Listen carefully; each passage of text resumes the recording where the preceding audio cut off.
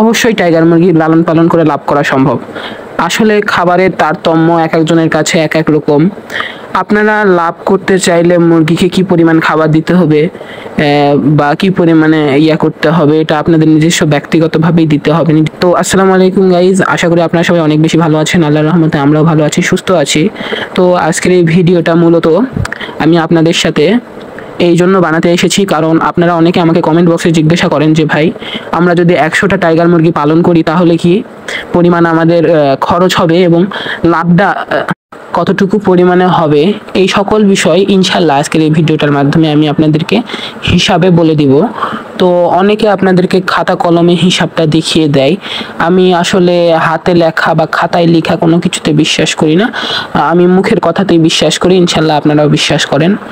তো আজকে আমি পাই টু পাই হিসাব দিব আপনারা মুরগি অর্থাৎ টাইগার মুরগি পালন করে 100টা টাইগার মুরগি পালন করে কতটুকু আপনাদের খরচ হবে এবং আপনারা কতটুকু লাভ করতে পারবেন।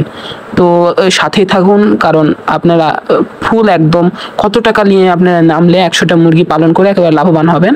তো সেই বিষয়ের আজকের এই ভিডিওটা আমি আপনাদের সাথে শেয়ার করছি।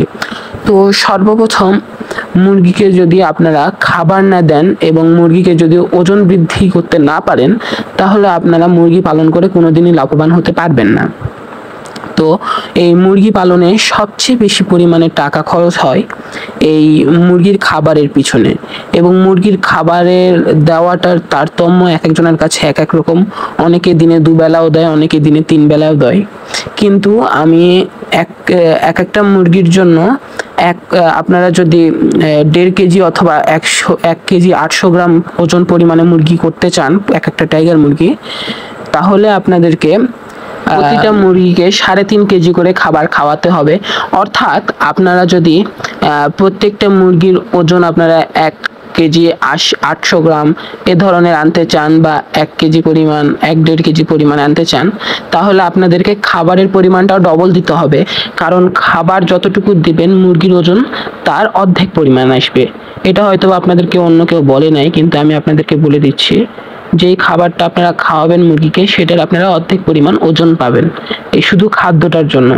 এবং আপনারা যদি একটি খামার ছোট করে বাসায় বানিয়ে মুরগি পালন করতে চান, তো আমার এই ভিডিওগুলো দেখে আসতে পারেন, আপনাদের সাহায্য লাগতে পারে।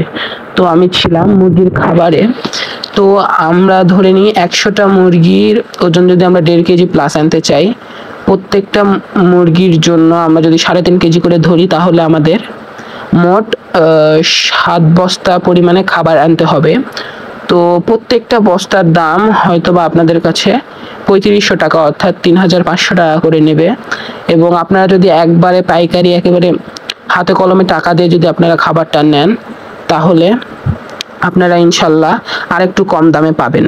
তো আপনারা অনেকে আমার কাছ থেকে জানতে চেয়েছিলেন যে স্টার্টার ফিড কয় বস্তা খাওয়াতে হবে এবং গ্রোয়ার 1 2 এগুলো খাবার কয় বস্তা খাওয়াতে হবে। তো আপনারা যদি 100 পিস টাইগার মুরগির বাচ্চা পালন করতে চান, তো আমি আপনাদেরকে বলে দিব, প্রথম 2 বস্তা যেটা আপনারা আনবেন খামারে, সেই 2 বস্তা আপনারা স্টার্টার ফিডের আনবেন এবং বাদবাকি যে 5 বস্তা থাকবে সেই 5 বস্তা খাবার আপনারা গ্রোয়ার ফিড নিয়ে আসবেন। তো এটা হচ্ছে খাবারের বস্তার তারতম্য।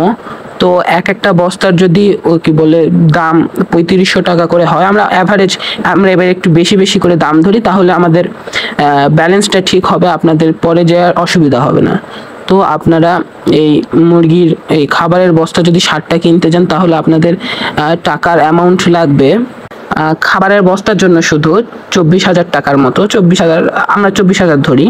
তো 24,000 টাকা যদি আপনাদের খাবারের ইয়াটাই লেগে যায়, তো আপনারা অনেকেই জানেন যে খাবারই হচ্ছে মুরগি পালনের সবচেয়ে ব্যয়বহুল জায়গাটা। এবং আপনারা যদি মুরগির বাচ্চাই না কিনেন, তাহলে আপনারা খাবার দিয়ে কী করবেন? তো এখানে আমরা মুরগির বাচ্চার কত টাকা লাগবে সেটাও আমরা অ্যাড করে ফেলি। তো আপনারা যদি 1 নম্বর মুরগির বাচ্চা কিনতে যান মার্কেটে, তাহলে আপনাদেরকে হয়তো বা 65 টাকা করে পিস পড়বে, নয় 60 টাকা করে পিস পড়বে। তো আমরা অল অ্যাভারেজ 65 টাকা করে ধরি।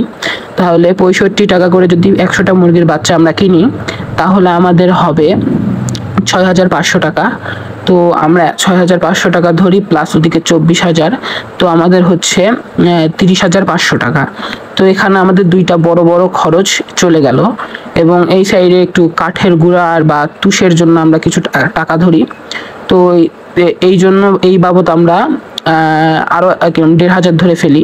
তো এদিকে আমাদের এসে মুরগির বাচ্চা এবং খাদ্যর জন্য লাগলো 30,500 টাকা, এবং তার সাথে যদি আমরা আরও 1,500 যোগ দিই এই মুরগির কুড়া অর্থাৎ মুরগির লিটার বাবদ, তো সেখানে আমাদের খরচ পড়বে হয়তোবা 32,000 টাকা। এবং আমাদের তার পাশাপাশি মুরগিদের যদি কোনো প্রকার অসুখ বিসুখ ধরা পড়ে, অথবা আপনারা মুরগিকে যদি ভালো করে লালন পালন করতে না পারেন, তাহলে মুরগিদের অসুখ বিসুখও ধরে যেতে পারে। তো এই মুরগিদের অসুখ বিসুখের হাত থেকে রক্ষা করার জন্য মুরগিদেরকে আপনারা ওষুধ খাওয়াবেন। এই ওষুধ বা ভ্যাকসিন বাবদ আমি আরও 200-300 না ধরে একেবারে 250 টাকা ধরে ফেলি। তো মুরগির ওষুধ বাবদ 250 টাকা, এবং একটু ফ্যান অথবা লাইট টাইট আমরা যেগুলো দিই একটু মুরগিদের রুমটা গরম করার জন্য, অর্থাৎ ব্রুডিংয়ের টাইমে বা এই জন্য আমরা আরও 250 টাকা করে ধরে নিই। তো মোটের উপর এদিকে গেল 500। তো আমাদের মোট খরচ হয় 32,500 টাকা। তো আপনারা যারা একেবারে নতুন খামারি, তাদের তো খাবারের পাত্রও কিনতে হবে, খাবারের পাত্র রয়েছে, এবং আনুষঙ্গিক হালকা পাতলা আরও কিছু খরচ আছে, যাওয়া আসার ভাড়াই, সেই মিলে আমরা আরও 500 টাকা অল অ্যাভারেজ ধরে নিই। তো এখানে আমাদের মোট খরচ হলো 33,000 টাকা। আচ্ছা, তো এবার আমরা চলে আসি মুরগি বিক্রি করে আমরা কতটুকু লাভবান হতে পারবো, বা অল অ্যাভারেজ আমরা কি লাভ করতে পারবো কি পারবো না, তো সেই বিষয়ে এখন আসা যাক।